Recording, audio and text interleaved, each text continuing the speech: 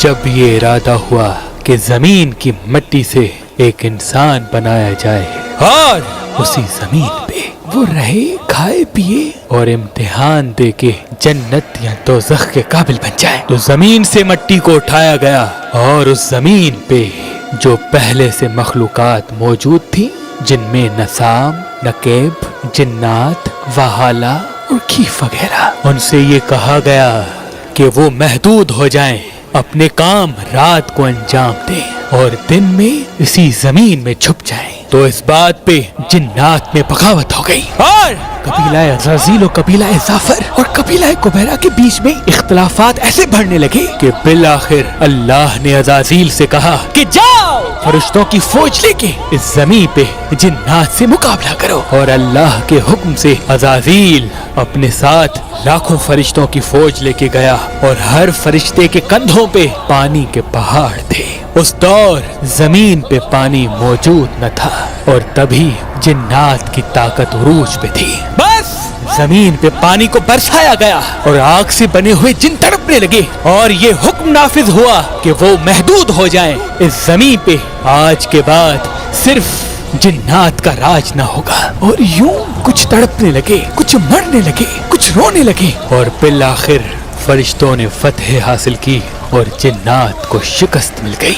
लेकिन वो जो पानी के पहाड़ फरिश्ते जन्नत से लेके जमीन पे आए थे, वो जन्नत का पानी जमीन पे फैल चुका था और यूं उस पानी ने समंदर की शक्ल इख्तियार कर ली और तब से वो समंदर का पानी सूरज की गर्मी से फिजा के तवस्सुत से आसमान पे आता है और पूरी जमीन पे बारिश बरसाता है। और वही पानी कभी सर्दी से जम जाता है तो कभी गर्मी से पिघल जाता है और उसी पानी से फिर अल्लाह ने इसी जमीन पे सब्जा उगाया। जमीन पे फूल महकने लगे, सब्जियां उगने लगी, अनाज उभरने लगे और धीरे धीरे ये जमीन जो पहले एक बंजर जमीन थी वो जन्नत की मिसल लगने लगी।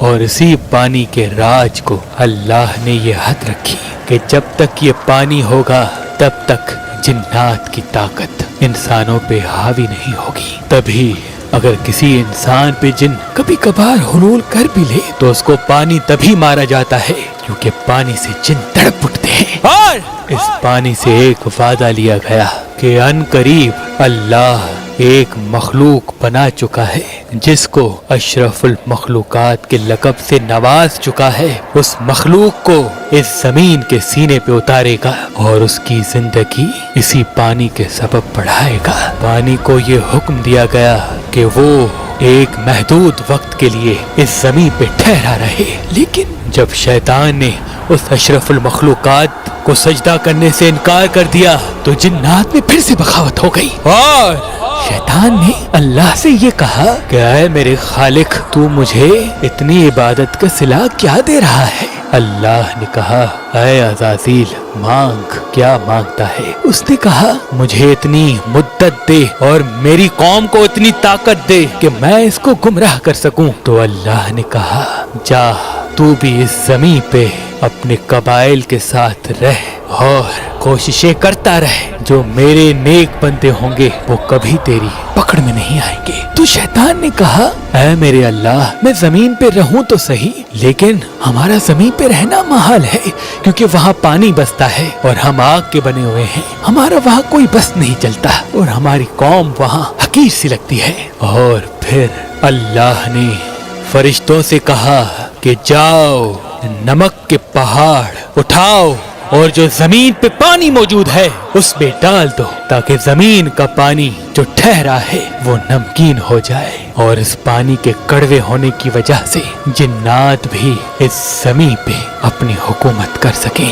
और फिर ये कहा गया कि ऐ अज़राज़ील सुन ले, जो पानी समंदर में है उसके कड़वे होने की वजह से तेरी ताकत में कोई किल्लत नहीं आएगी, लेकिन जब ये पानी इस नमक से अलग होकर आसमान में बादल बनेगा और बादलों से बरसेगा, उसकी बूंद बूंद में वो शिफा होगी जो तेरी ताकत को हकीर बनाएगी। इमाम अली अलैहिस्सलाम ने फरमाया, अगर किसी इंसान पे किसी बुरे जिन का असर हो जाए تو وہ برسات کا پانی اس مریض پہ چھڑکے تو اللہ کے کرم سے برے سے برا جن بھی بہت تکلیف دیکھے گا اور انسان سے دور ہو جائے گا، انسان سے دور ہو جائے گا، انسان سے دور ہو جائے گا۔ اگر پڑھی لکھی لڑکی چاہیے یا گاؤں دیہات کی، یا آپ طلاق یافتہ ہیں اور دوسری شادی کرنا چاہتے ہیں، اب پریشان ہونے کی کوئی ضرورت نہیں۔ اللہ کے کرم سے ہمارے پاس پاکستان سے باہر اور پاکستان میں بھی مختلف مسلک اور مذہب کے رشتے موجود ہیں۔ تو ابھی ہماری ویب سائٹ مہربان.com پہ آئیں، شادی کا فارم فل کریں